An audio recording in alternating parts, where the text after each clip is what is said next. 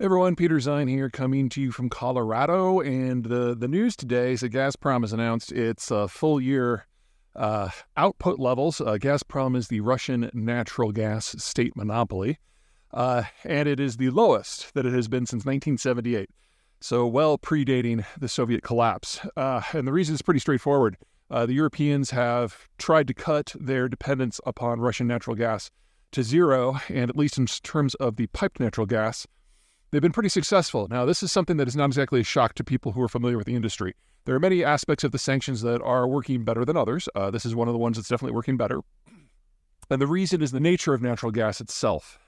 Natural gas is a gas, and it takes a specialized system to produce it, to transport it, and to export it. And if there's a gap anywhere along the system, whether it's insurance or the pipes or the pumps or the legalities or whatever it happens to be, the whole thing stops, and it can't easily be redirected. And in the case of the Russian stuff that goes to Europe, almost all of it comes from an area called Urengoy, which has been in production now for a half century, goes down a couple thousand miles of pipes through Ukraine and Belarus into Poland, Germany, Slovakia, Hungary, and the rest.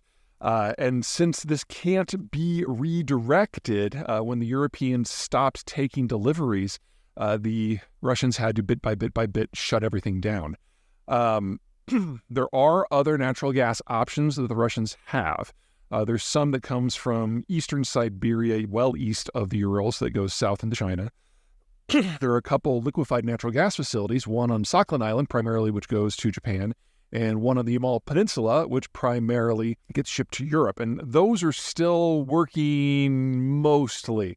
But we should expect even those to go offline in the not-too-distant future. The problem is that those other facilities, the Yamal LNG, Sakhalin LNG, and it's called Kovikta, which is a field in the general vicinity of Irkutsk, out near Lake Baikal, those are all much more technically challenging, and the Russians didn't do any of the work to bring them online. That was almost exclusively done by foreigners, with British major BP being the single largest player.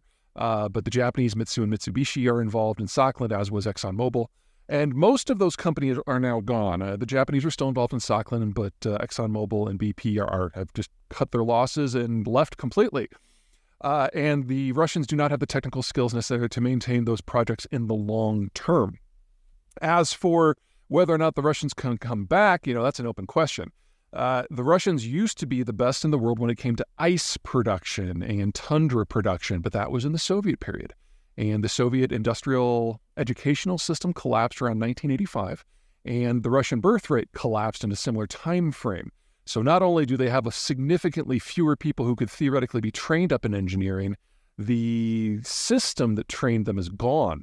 So the youngest people who have the full suite of, say, petroleum engineering and reservoir management experience are now in their early 60s, and there just aren't that many of them left.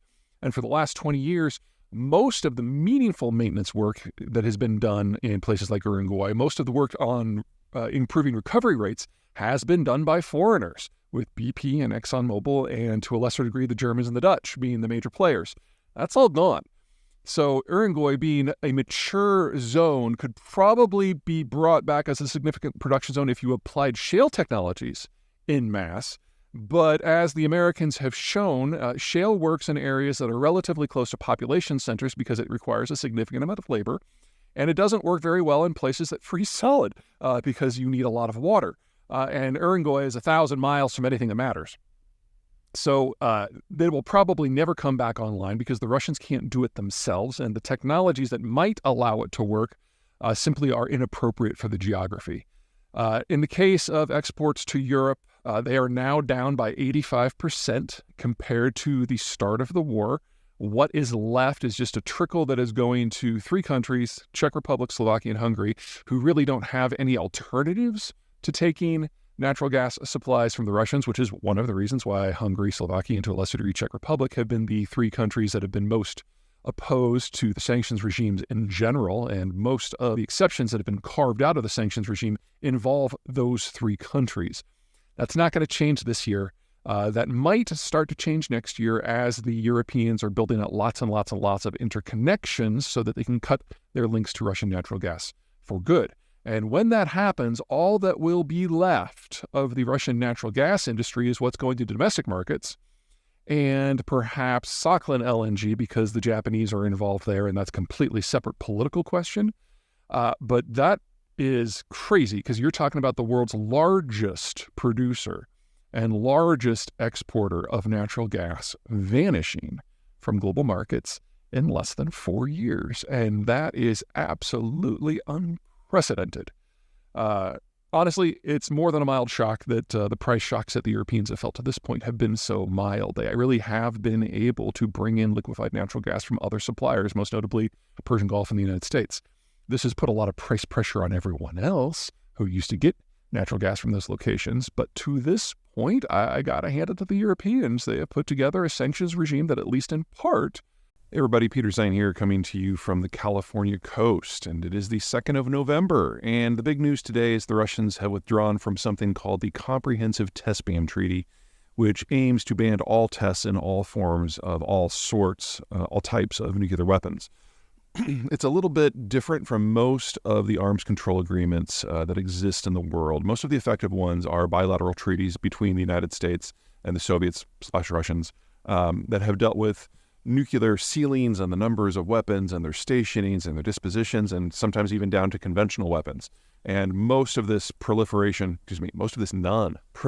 regime is in danger right now because the Russians have stopped enforcing or have simply pulled out of treaty after treaty, prompting the Americans to follow suit. The CTBT never entered into force, however, because it was a multilateral effort. Unlike all of the Cold War treaties where Moscow and Washington sat down across a table from one another to hash out the details, sometimes with London or Beijing or Paris in tow, the CTBT was always a multilateral effort that involved over 100 countries. And so when it was first adopted by the UN General Assembly back in the 90s, the hope was that we had entered into a fundamentally new era where everyone would agree that nuclear war is perhaps not something we should aim for. Because it came from the UNGA, because it wasn't negotiated primarily by the nuclear powers for the most part have not abided by it. It's not that there's been a huge amount of testing, but all the nuclear powers have decided to, what's the most polite way to say this, pretend the treaty doesn't exist. So countries like the United States and China have signed it, same with India and Pakistan, but they've never ratified it. The Brits and the French have signed and ratified, but with a couple of exemptions in there. And now the Russians have basically joined the Americans and the Chinese and the Indians and the Israelis and everything, and basically saying that we're not going to buy this at all. Now, it doesn't mean that a return to nuclear testing is imminent. In fact, there's an open question of whether or not the Russians can even do a quality nuclear test any longer. They've had a number of instances in the last 3 years where they've tested some of their ballistic missiles, and they've discovered that a lot of them just don't work anymore. And remember that if you're going to test something that the world can see, you're going to baby that piece of hardware because you don't want to look like a fool if it doesn't work. And the Russians on multiple occasions have looked like fools when it doesn't work. So the real risk here isn't so much that the Russians are going to test. The risk is whether or not their command and control over the nuclear arsenal is actually intact. Because we have seen that the defense minister, Shoigu, has basically, even in the height of the war in Ukraine, continued to steal from the military hand over fist. And you hope that he's not stealing particularly interesting components from, say, the nuclear program, but the guy really has no ethics and no sense of patriotism, so you really can't rule that out. The nightmare scenario for me remains of what happens if Putin hits the big candy-like red button and nothing happens. And we now... Everybody, Peter Zeihan here, coming to you from Colorado, where it's rapidly turning into autumn. And today we're going to do the third part of our kind of open-ended series on the Russian footprints in the former Soviet Union, places where the Russians have managed to establish military control and kept history from moving forward in order to preserve their own geopolitical power. And today we're going to talk about an area called Transnistria, which is in the former Soviet state of Moldova, which is a tiny sliver of territory on the extreme southwestern fringe of the former Soviet space. You probably haven't heard of it, but if you're American, but if you're European, you're probably fairly aware, especially if you're Turkish. Moldova is a chunk of territory that once was known as Bessarabia, and it sits in an area known as the Bessarabian Gap, which is one of the few points where there's where there's physical access to the former Soviet Union from another geographic zone. A lot of the Eurasian steppe the Eurasian steppe itself is flat and open, but there are a number of places where there are access points to go to other zones. So the Altai Gap takes you into some of the Chinese space, the Polish Gap takes you into Western Europe, the Bessarabian Gap takes you down into Turkey and the Middle East. And so it's one of the zones that the Russians have always been incredibly concerned about because they've been invaded through that route on a number of occasions. So they took steps through a number of wars, culminating in World War II, to try to establish a foothold in that zone so they could plug the gap. And they ultimately succeeded in the World Wars. And they carved it up into the territory that is now known as Moldova.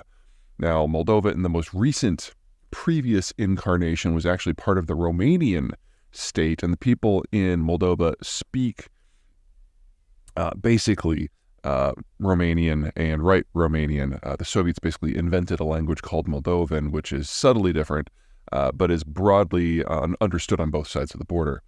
Now, Transnistria is a thin sliver of the eastern part of Moldova. When Moldova got its independence from the Soviet system in 1992, the Russians immediately sponsored a secessionist war there, and Transnistria was able to break away with the help of regular Russian forces. And they've maintained a force of 1,000 to 2,000 Russian peacekeepers there ever since. The peacekeepers do nothing of the sort. They have really nothing to do with security at all. They're basically there to run a smuggling state. And it is one of the most active smuggling locations in all of Eurasia, which, if you're familiar with places like Afghanistan, that is a strong statement. They also manipulate the political system in Moldova pretty aggressively. There is a significant plurality of people in Moldova who would prefer to go back to the Soviet times because post-Soviet Moldova has been an economic basket case. They really don't make much except for a kind of low-grade, super sweet wine that some people care for, not me. And they are a smuggling state as well, and probably a fifth of the female population is left for the sex trade, and another fifth of the population has just left in general. So this is an area that now is, I think, under 4 million people, and it's just kind of, they're sandwiched between one of the EU's poorer members and Ukraine. The problem the Russians are going to have here, though, is if Ukraine is even moderately successful in this war, the Russians have no footprint. They rely on airspace access from the Ukrainians to access their military facilities in Transnistria. And Transnistria is on, as the name sounds, on the opposite side of the Dniester River from the rest of Moldova, so it relies on access to all of Ukraine for things like food and fuel. So when this war started, and it looked like it was all going to fall apart for the Ukrainians really quick, I did a video, which we'll attach here, about how Transnistria was the next likely target for the Russians because they could link up with forces that were already there. Now it looks very much like it's going to be the opposite, that this area is completely cut off. And the Moldovans are starting to make some bets on that point. And they've moved much closer to the Europeans since the war began. And they've even kind of repudiated that Moldovan language that the Soviets foisted upon them. And now there's open talk across the political spectrum in Moldova about reunification with Romania. If that were to happen, they would step into the EU overnight and avoid a lot of the problems politically, economically, and developmentally that some of these other former Soviet states, like the Ukrainians, are having in qualifying for EU membership. So this is one of those that all it takes is the right battlefield evolution in Ukraine, and this footprint goes away in a day. That still leaves the issue of clearing out Transnistria, but as we've seen in Nagorno-Karabakh and the Armenian situation, when the Russians are unable to provide security assistance, like now, it doesn't take very much to move the needle. And I can easily see a situation where the Moldovans would apply to formally join Romania, and this becomes Romania's problem and the EU's problem. And since it's a sliver of only 120,000 people, and it's hard up against Ukraine, that all of a sudden would... Hey everybody, Peter Zeihan here, coming to you from Colorado. Now, yesterday, we talked about how some of the European sanctions on the Russian energy industry were working much better than expected. So now let's kind of flip that and talk about some that are not doing nearly as well. That has to do with oil. Whereas with natural gas, Russian exports to Europe are down by 85%, and Russian production is now the lowest in 40 years. Oil has dropped off a little bit, about 10%, but the Russian ability to profit from it has skyrocketed. They're earning significantly more now than they did before the war, and it's worth explaining why, and the sanctions are part of the reason why the Russians are doing so well in that field. So there's three things to keep in mind when you're talking about oil markets. Number one is the physicality of things. Natural gas is a gas. It's hard to move from place to place, and you pretty much have to have a dedicated piece of physical infrastructure, typically a pipeline, to get it from A to B. You can chill it down at a liquefied form, roughly negative 300 degrees, and move it via specialized tankers that unload in specialized facilities, but those things are so specialized, they're not really, they don't allow for a really liquid market. Oil's different. Oil is a liquid, and it is a liquid at room temperature. So you can put it into pretty much any type of container or shipping device that you want. And while the Europeans did, for the most part, stop taking oil from the Russians in piped form, the Russians are able to export over half of their oil by water, be it via tanker, and they were even able to redirect some of the piped crude to their ports. Which brings us to the chemistry problem. Not all crude is the same. In the world of natural gas, methane is methane is methane. In the world of oil, there's different varieties, light and sweet versus heavy and sour. Light and sweet has very few contaminants, and it is very thin, almost clear, whereas the heavy sour is thick and gooey, might even be solid at room temperature, and is black and viscous. And different refineries around the world are designed to run on different grades of crude, sometimes even specific crude types from specific fields. And that makes it a little bit more of a mismatch problem that natural gas just doesn't have to deal with. So, for example, in the markets right now, there is an oversupply of light sweet on a global scale, primarily because of the United States. U.S. shale crude is different from most crude in that it's trapped at the moment of geological formation, and so it never migrates through the rock strata, and it's the migration that picks up the contaminants that makes crude heavier and more sour. Well, American refineries are designed to run on heavier and sour, so that light sweet is kind of stranded in North America, so it has to be exported by tanker to the wider world. And so light sweet crude is trading at a significant discount to a lot of global crude grades, despite the fact that it's considered high quality. On the flip side, we're running out of heavy sour. Venezuela used to be a massive producer, and it's found ever more creative ways to commit national suicide. The Mexicans used to be a reasonably large supplier, and they're keeping their crude at home because their economic development has demanded more energy. And the world's single largest crude grade of all is none other than Russia's Urals blend, which is a medium sour, medium heavy blend. And so taking even small amounts of that off the market has had an outsized impact on pricing. And so even though there's supposedly a price cap that the Europeans set at $60 a barrel, that anything above that, the Russians shouldn't be able to sell it. Right now, Russian Urals is going for $85, and there's not much the market can do about it, which brings us to the third point, which is the legalities and the niceties. When the Europeans stopped taking the piped oil and started to slim down their taking of the tanker shipped oil from Russia, they used their ability to influence global financing, global insurance, specifically saying that anyone who delivered or participated in a supply chain that took Russian crude, and if it was sold above $60, they wouldn't be able to qualify for any European-based insurance or financing, trade finance included. And since that is the source of the vast, vast, vast majority of the world's maritime shipping insurance, the thinking was that that is going to discourage anyone from doing it. Well, they also didn't want to destroy their own economies when they were doing this, so they phased all this in over the course of a year, and it turns out that that was enough time for everybody who was interested to set up alternative systems.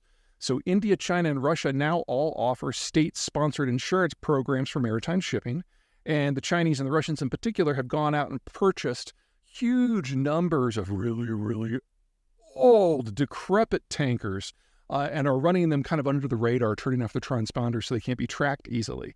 And those two things together has allowed a huge amount of Russian crude to sail the world's oceans without any even tangential connection to the European financiers that it was thought would be able to keep all of this stuff off the market altogether. The very act of providing the market with time to adjust gave the market time to adjust for all players. And so this stuff is still coming out. Now, if the Europeans, and to a wider degree the West in general, is going to take an axe to Russian crude, they're going to have to get a lot more creative, or they're going to have to act a lot more directly. Keep in mind that roughly 1.5 million barrels of crude every day, Russian crude, are flowing out of the port of Primorsk on the Baltic Sea and another 1.5 million on the port of Novorossiysk on the Black Sea. And as long as the Europeans are not willing to take direct action against that, and they definitely have the military capacity to do so should they so choose, this seems like it's going to keep flowing. About the only potential fly in the ointment there is on the Black Sea, and that the Ukrainians have now said that they are willing to attack targets in Russian ports. Now, since they made that threat about, I think it's 5 weeks ago now, they haven't acted on that threat, even though their supposed deadline now has expired 3 weeks in the past. But it's probably going to take some sort of military action by someone to remove this from the market. Or one other possibility is we have some sort of mishap where those insurance claims get called upon, and the Indians and the Chinese and the Russians, who have never offered these insurance plans before now, will probably find themselves in arbitration almost immediately when they try not to pay. But that's a series of if-then statements that are impossible to predict at the current moment. Honestly, I'm a little surprised it hasn't happened by now, considering everything that's gone down in the Ukraine war. But that is where we are. So, Europeans? Hey everybody, Peter Zeihan here, coming to you from Colorado, where we just had our first big snowstorm, 9 inches and counting. Today, considering the weather, I figured it was a great time to talk about what the Russians call the 4 Cs problem. Most countries who have navies that are worthy of the name have a relatively limited frontage, or it's insulated from all their land power neighbors, and that allows them to float a navy that can then sail whenever they need it. In the case of some countries like the United States, we have 2 big ocean fronts, a big chunk of land in between, and so it was an imperative early in the American Republic around 1900 to build the Panama Canal so that ships could go back and forth, and you could combine your 2 navies into a single one for a mailed fist. To a degree, the French have to do the same thing, but they can't do a canal. They have to sail around the Iberian Peninsula. And that means that countries like the United Kingdom or Japan, being island nations, are always going to do fairly well on the water, not only because they don't have land borders to defend, but it's easy for them to combine all of their navies into a single force when they need it. The Russians have never had this option.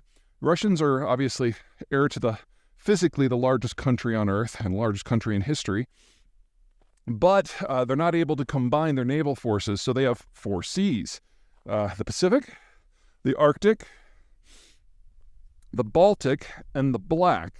And because of that, other countries that have found themselves fighting with the Russians have often been able to defeat the Russians in detail, with the Japanese being the quintessential example.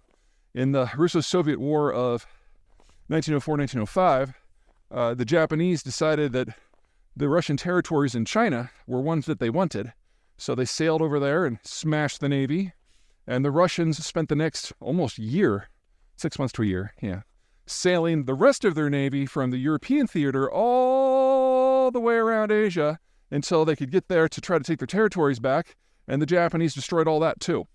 So in 2 battles less than a year apart, the Russians lost everything because they couldn't combine their forces into a more capable force. That's even before you consider that the Russians have tended to be a technological laggard on all things naval.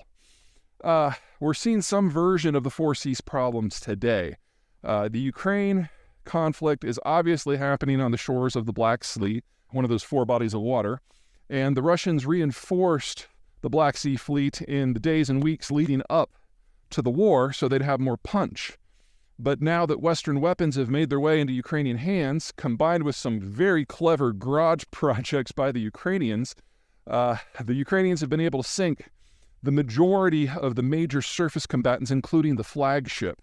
And what is left of the Russian Navy, if it was going to dock in Crimea, which was originally the Russian naval base, going back to the Tsarist times, they're all in range of Ukrainian weapons, and so the Russians have had to basically close down their naval base and their primary shipyards and move everything further east to the other major port they have, which is Novorossiysk, which doesn't have the dry docks, doesn't have the service capabilities, doesn't have the ability to build ships.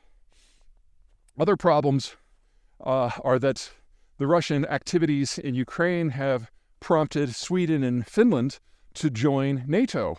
Now, Sweden and Finland control the majority of the sea frontage on the Baltic Sea, with the second largest chunk of territory in the Baltic Sea controlled by countries that were already in NATO. And so now that Finland is in and Sweden's going to be in a matter of weeks, the Russians will basically have this tiny little chunk of territory in a place called Kaliningrad, and the frontage that's in the general vicinity of St. Petersburg, and that's it. So less than 5% of the frontage. And in order to get out to the open sea, they have to sail by, let's see, 1, 2, 3, 4, 5, 6, 7, 8, 9, let's call it 9 NATO countries, and then you're in the North Sea, which is also a NATO lake. So basically everything that's in the Baltic Sea now is written off. It's a loss. And that just leaves the fleets that are in the Arctic Ocean, which have been depleted because they sent ships onto the Black Sea, and then off in the Pacific, which are way off by themselves. So no matter how the Ukraine war goes at this point, Russia has functionally ceased to be a naval power at all. The question is whether ego will allow them to accept that fact. And honestly, the more money that the Russians throw at naval projects that they're not very good at, in order to base them at bases that they can't defend and that can't reinforce one another, I think the better, because every ruble that they use for that is a ruble that is not being used to build a tank or kill a Ukrainian. So, I say bring it on. Anyway, what this means is we're looking at this entire space, seeing a change in military statistics and military strategy, because the Russians today are one of the countries on the planet that is most dependent upon naval shipments for their economy. Russian industry is not all that, and they depend upon those oceans for getting their oil and their liquefied natural gas and their aluminum and on and on and on to market. And they've now found themselves in a position where they are utterly incapable of projecting power on the seas in a local basis, much less a regional or a national one. And so when the United States and Europe decide that it's time to really shut down the Russian economy, they're going to be able to do it at sea with ease in a matter of days. So we're only in the early stages of this war, not simply from a military point of view, but from an economic point of view too. And it's time to start preparing for what comes next, and that is a world without any Russian commodity exports. Okay, it's starting to get cold. Okay. Hey everybody, Peter Zeihan here, coming to you from Colorado. Today, the topic is going to be the next phase of the war in Ukraine from an economic point of view. For those of you who've been watching for a while, you know that last winter, the Russians went out of their way to hit the power grid in Ukraine wherever and whenever they could, because that was the way they could generate the most casualties and have the most political impact on decisions in Kiev. And then in about May, once it had warmed up enough that you didn't necessarily need heating in Ukraine, they switched targets to the agricultural supply chain system with a very, very heavy emphasis on the infrastructure that collects and especially exports the grain. They take it out, things like grain silos and ports, first in places like Odessa, and then later moving on to the Danube River Delta, which is where the Ukrainians then tried to get the stuff out. In this, the Ukrainians have kind of faced a triple bind. Number one, they import most of the materials that are necessary, like fertilizer, in order to grow crops in the first place. Number two, there isn't a lot of storage in Ukraine that was available because of last year's efforts in the war. Most of the storage was full completely. So the Ukrainians were focusing on getting that out so they could make room for this year's harvest. And in some degrees, there has been failure there, and the stuff has nowhere to go because number three, almost 80% of this, maybe even a little bit more, goes out by water, primarily through the Odessa region. And with that kind of offline, the only other option is to rail it out. And that means you have a limited number of rail cars. You have to ship it through other countries that are already grain exporters like Bulgaria, Romania, and Poland, who don't like the idea of that stuff being dumped on their market. So most of them have barred Ukraine from having terminal arrivals for their grain, and you have to just keep on going. So for every kilometer you have to go further, that's a kilometer that rail car has to be committed. So all in all, you're talking about over an 80%, nearly a 90% reduction in Ukraine's ability to get the stuff out. And now that a lot of these ports on the Danube have been damaged, there's just no place to put the stuff from this year's harvest. So from the Russian point of view, mission accomplished. And now they're switching targets. This past week, the week of the 18th of September, they've started switching targets again because we're now getting into fall. and they're going after the power grid again. And over the course of the next month, I would expect that general shift to be almost complete. They've destroyed the Ukrainians' ability to play in international grain markets in any meaningful way. And now they're going to go after the power grid to cause mass casualties again. So definitely the Russians have absolutely won this round. The only way that the rest of the world might be able to help is to massively expand the rail connections between Ukraine and their neighbors, and then the next line of countries beyond. It's not enough just to get the stuff to, say, Poland or Romania. You've got to get it onto the water, and that means you also build out the lifting infrastructure for transferring something from rail onto a ship, because these are countries who are already grain exporters. That stuff is already used to capacity. You basically need to double the entire thing. Normally, you would expect something like this to be really bad for grain prices, or good, I guess, depends on your point of view. Send them up. But miracle of miracles, the Russians have had a bumper harvest. So they have increased their wheat exports by over a third. And that by itself is nearly enough to compensate for all the Ukrainian grain that has left the market. So wheat prices are actually down. Now, I am not a grain trader, and I'm not trying to give you anybody price recommendations, but just a couple things to keep in mind. Number one, the Russian climate is incredibly erratic. And so just because they had a bumper crop this year doesn't mean they're going to have a bumper crop next year. Keep that in mind. Number two, the Russians have said that any vessels, civilian vessels, anywhere in the Black Sea going anywhere near a Ukrainian coast, they reserve the right to attack. The Ukrainians are trying to convince people to come anyway, and they've had very, very, very limited success, but that war risk is always there. And for their part, the Ukrainians have said and have demonstrated that they can strike Russian ports as far away as Novorossiysk, which is their major grain loading facility for the Russians. Now, they have not gone after civilian vessels yet, but again, there's still the possibility that we can have a widespread war on the water, in which case all civilian shipping in the northeastern half of the sea is in a degree of